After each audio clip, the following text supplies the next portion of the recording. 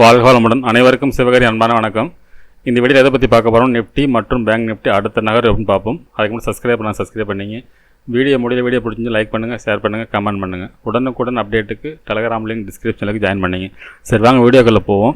First நம்ம என்ன சொல்லியிருந்தோம், என்ன அடைஞ்சுன்னு ஃபஸ்ட்டு பார்ப்போம். நம்ம என்ன சொல்லியிருந்தோம்னா, மார்க்கெட்டை பொறுத்தளவுக்கு ஃபஸ்ட்டு சப்போர்ட் ஒன்று போட்டிருந்தோம். அது பக்கத்துலேயே 5 மினிட்ஸ் மதியானம் கிளியராக இருக்கும். ஃப்ரெண்ட்ஸ், ஃபஸ்ட்டு சப்போர்ட் பொறுத்தவரை 23,803 அப்படின்னு ஒரு ஃபஸ்ட்டு சப்போர்ட் போட்டிருந்தோம். மார்க்கெட்டை பொறுத்தளவுக்கு ஒரு ட்ரெண்ட் லைன் வேறு போட்டிருந்தோம். இந்த ட்ரெண்ட் லைனும் இந்த சப்போர்ட்டும் ஒரே இடத்துல இருக்குது. இந்த இடத்துல மார்க்கெட் பை சைடு பொறுத்த வாய்ப்புன்னு சொல்லிட்டு நம்ம இங்கேருந்து சொல்லியிருந்தோம். அதே போல் நம்ம எதிர்பார்த்த மாதிரி கரெக்டாக இந்த இடத்த இந்த இடத்துல வந்து பார்த்திங்கன்னா கரெக்டாக என்ட்ரி எடுத்தது. மார்க்கெட்டை பொறுத்தளவுக்கு நம்ம கொடுத்த லோவிலேருந்து எவ்வளோ பார்த்தோம், லோன்னு பார்த்தோம்னா 2 பாயிண்ட் வித்தியாசத்தில் மார்க்கெட் இங்கேருந்து அப்பானது தான். நம்ம எதிர்பார்த்த டார்கெட் 24,000 டார்கெட் ரீச் ஆகிறது வாய்ப்பு அப்படின்னு நம்ம வீடியோ தலைப்பும் கொடுத்தோம். அதேபோல் 24,000 ஈஸியாக ரீச் ஆகிட்டு ஃப்ரெண்ட்ஸ். சரி, ஓகே, பேங்க் நிஃப்டியை பார்ப்போம். ஃப்ரெண்ட்ஸ், பேங்க் நிஃப்டி வச்சுருக்கேன்.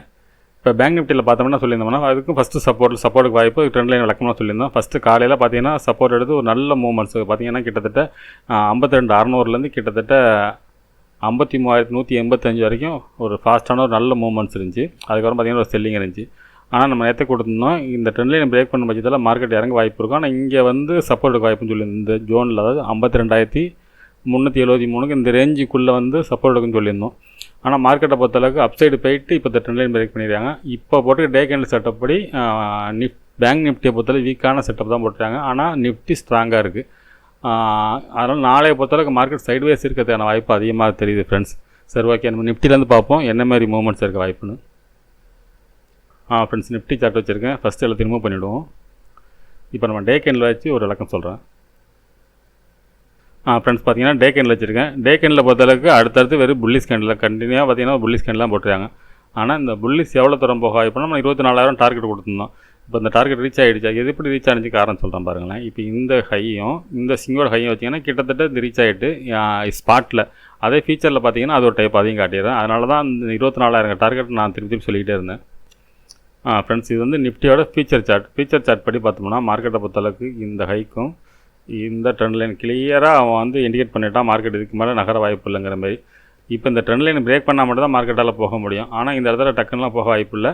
அதனால் இந்த இடத்துல நாளைக்கு வந்து ஒரு ஸ்பின்னிங் டாப், நாளைக்கு வந்து பியூராக சைட்வேஸ் இருக்கிறது வாய்ப்பு தான் ஃப்ரெண்ட்ஸ் ரொம்ப அதிகம். இந்த இடத்துல ஸ்பின்னிங் டாப் போட்டு அதுக்கு மேலே போனால் அந்த ஸ்பின்னிங் டாப் பிரேக் பண்ணால் மேலே போக வாய்ப்பு இருக்கும். அப்படிலாம் பட்சத்தில் கீழே இறங்க வாய்ப்பு இருக்கும். இல்லைனா அவ்வளோ பக்காவான ரிவர்சல் கேண்டோட போக வாய்ப்பு. ஒன்றும் சைட்வேஸாக இருக்கும், இல்லைனா பெரிய பேரிஸ் இருக்க வாய்ப்பு இருக்கும் ஃப்ரெண்ட்ஸ். நாளைக்கான டக்குன்னு ஒரு புல்லிஸ் வரதுக்கான வாய்ப்பு இந்த டே கேண்டில் செட்டப் படி இல்லை. பார்த்தீங்கன்னா ஸ்பாட்லேயும் சரி ஃபீச்சர்லேயும் அது மாதிரி தான் இண்டிகேட் பண்ணுது ஃப்ரெண்ட்ஸ். சரி, ஓகே, நம்ம 15 மினிட்ஸ் வச்சு பார்ப்போம் என்ன மாதிரி மூவ்மெண்ட்ஸ்லாம் இருக்க வாய்ப்புன்னு. ஃப்ரெண்ட்ஸ், ஸ்பாட் வச்சுருக்கேன், இதெல்லாம் ரிமூவ் பண்ணிடுறேன். நம்ம சப்போர்ட் ரெசிஸ்டன்ஸ் வரைஞ்சே நம்ம பார்ப்போம். ஃப்ரெண்ட்ஸ் 15 மினிட்ஸ் வச்சுருக்கேன். இப்போ பார்த்தோம்னா நம்ம வந்து இது சப்போர்ட்னு சொல்கிறது ரெசிஸ்டன்ஸ் சொல்கிறதெல்லாம் ஒரே மாதிரி தான் இருக்குது. இது ரெசிஸ்டன்ஸை சப்போர்ட்டாக வச்சுப்போம்.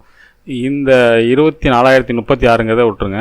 அந்த ஃபஸ்ட்டு சப்போர்ட்டாக நம்ம இதை வச்சுப்போம். 23,913 ஃபஸ்ட்டு சப்போர்ட்டாக வச்சுப்போம். அதுக்கு அடுத்து பார்த்திங்கன்னா என்னையோட லோ 23,805. அதுக்கு அடுத்தது பார்த்திங்கன்னா 23,670 அப்படிங்கிற சப்போர்ட் போட்டுவோம். அவ்வளோ ரெசிஸ்டன்ஸ்னு பார்த்தோம்னா இன்றைக்கி போன ஹை 24,087. அதுக்கடுத்து 24,200. நாளைய மார்க்கெட்டை பொறுத்தளவுக்கு என்னோடய பாயிண்ட் ஆஃப் வியூவில் மார்க்கெட் என்ன மாதிரி மூவ்மெண்ட்ஸ் இருக்குது வாய்ப்புன்னு பார்த்தோம்னா ஒரு ட்ரெண்ட் லைன் போட்டிருக்கோம். இந்த ட்ரெண்ட் லைனை பேஸ் பண்ணி அந்த இடத்துல ஆக்சுவலாக ஒரு பிரச்சனை பிரேக்கான க்ளோசிங் இல்லை. இப்போ இந்த ட்ரெண்ட் லைனை பேஸ் பண்ணி மார்க்கெட் இந்த ட்ரெண்ட் லைன் பிரேக் பண்ண பட்சத்தில் மார்க்கெட் அடுத்தது ஃபால் ஆகிறது வாய்ப்பு இருக்கும். ஆனால் நாளைக்கு என்னோடய பாயிண்ட் ஆஃப் வியூவில் சைட்வேஸ் இருக்கிறதுக்கான வாய்ப்பு ரொம்ப அதிகம் ஃப்ரெண்ட்ஸ்.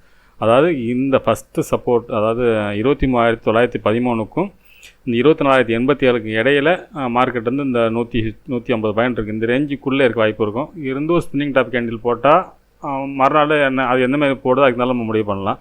இல்லை ஒரே பேரிஸ் கேண்டில் ஒரே இதை ஃபால் ஆகி கரெக்டாக பார்த்தீங்கன்னா 23,670 வரைக்கும் ஒரு பெரிய ஃபால் கேண்டில் போட்டாலும் மார்க்கெட் அடுத்தது இறங்கிறது வாய்ப்பு இருக்கும்.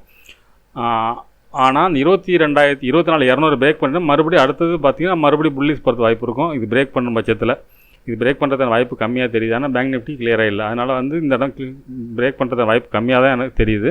என்னோடய பாயிண்ட் ஆஃப் வியூவில் நாளைய மார்க்கெட் சைடுவேஸுக்கான வாய்ப்பு தான் ஃப்ரெண்ட்ஸ் அதிகம்.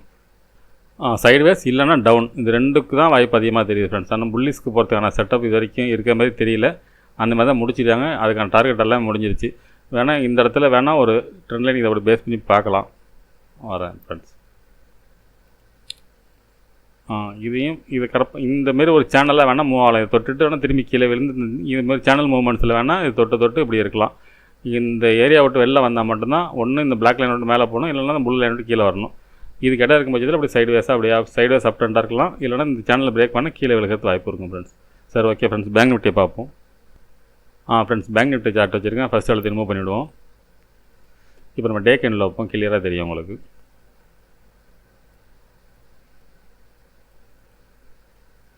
ஃப்ரெண்ட்ஸ், டே கேண்டில் வச்சுருக்கேன். இப்போ டே கேண்டில் பார்த்தீங்கன்னா நிஃப்டி வந்து புல்லிஷ் கேண்டில் போட்டுருக்காங்க, இவங்க வந்து பேரிஷ் கேண்டில் தான் போட்டாங்க. கிட்டத்தட்ட ஒரு ஸ்பின்னிங் டாப் தான் போட்டாங்க. போய் ரெசிஸ்டன்ஸ் லெவலில் இதுமாதிரி ஸ்பின்னிங் டாப் போட்டாலே மார்க்கெட் இறங்குறதுக்கான வாய்ப்பு அதிகம். எப்போனா இந்த நம்ம டேவோட லோவை பிரேக் பண்ண பட்சத்தில், இல்லை நேற்றோட லோவை பிரேக் பண்ண பட்சத்தில் இறங்கிறது வாய்ப்பு இருக்கும்.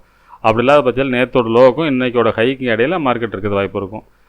இன்றைக்கோட ஹையை பிரேக் பண்ண பட்சத்தில் அடுத்த புல்லிஸ் எதிர்பார்க்கலாம் நம்ம. அது வரைக்கும் சைடுவேஸ்க்கான வாய்ப்பு தான் அதிகம் ஃப்ரெண்ட்ஸ், இந்த செட்டப் படி பார்த்தாலும்.